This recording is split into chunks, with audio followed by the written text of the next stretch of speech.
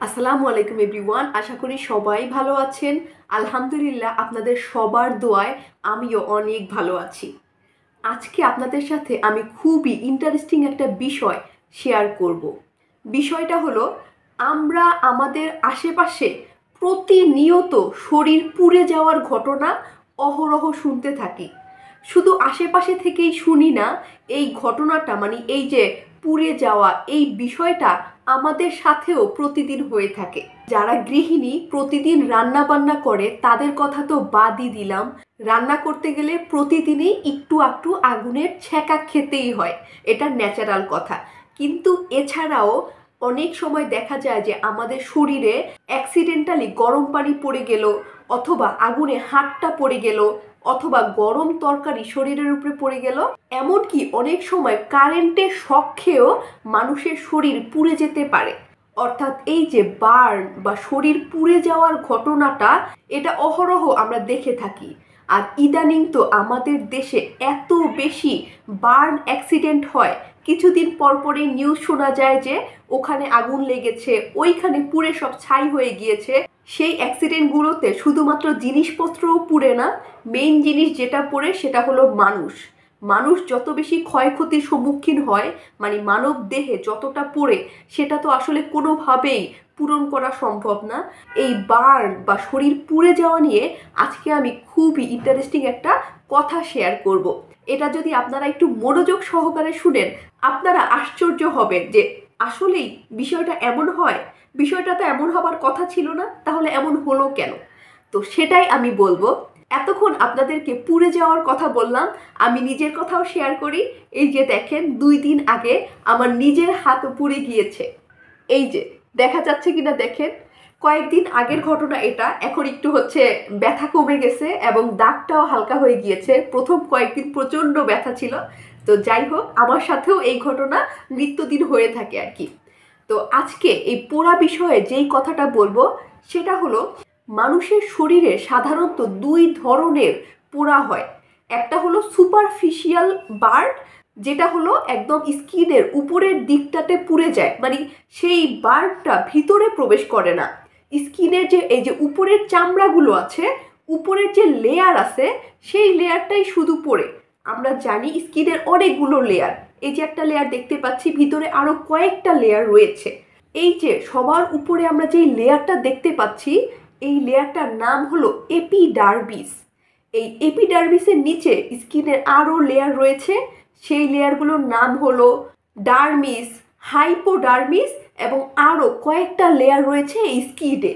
তো সবার উপরের যে লেয়ার মানে এপিডার্মিস, যখন পুড়ে যায় সেইটাকে বলা হয় সুপারফিশিয়াল বার্ন, মানে উপর দিক থেকে একটু পুড়েছে আর কি।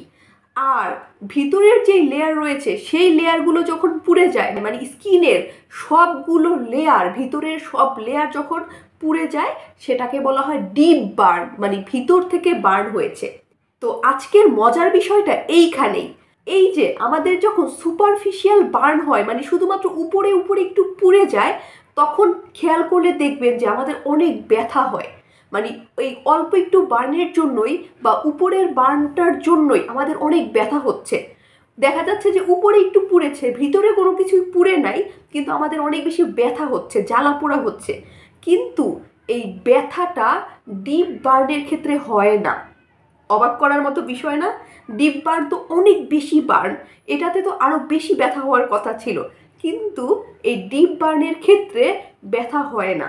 এর কারণ কি জানেন?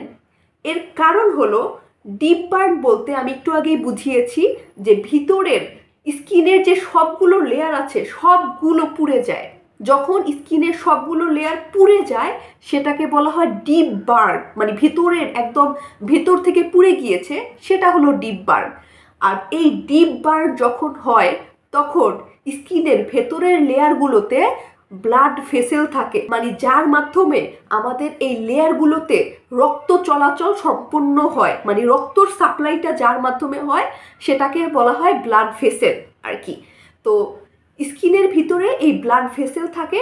আর আরেকটা জিনিস থাকে, সেটা হচ্ছে সেন্সরি নার্ভ, যেটার কারণে আমরা পেইন ফিল করি। মানে শরীরের যে কোনো জায়গায় একটা সমস্যা হয়, সেই সমস্যাটা আমাদের এই সেন্সরি নার্ভ কি করে, ব্রেইনে সিগন্যাল পাঠায় দেয়, আর ওই সিগন্যালের মাধ্যমে আমরা বুঝে থাকি যে এখন আমাদের ব্যথা অনুভব হচ্ছে এখানে, আর সেই সিগন্যালের মাধ্যমে আমরা বুঝে থাকি যে এখানে একটা সমস্যা আছে, আর তখনই আমরা একটা ব্যথা ফিল করি।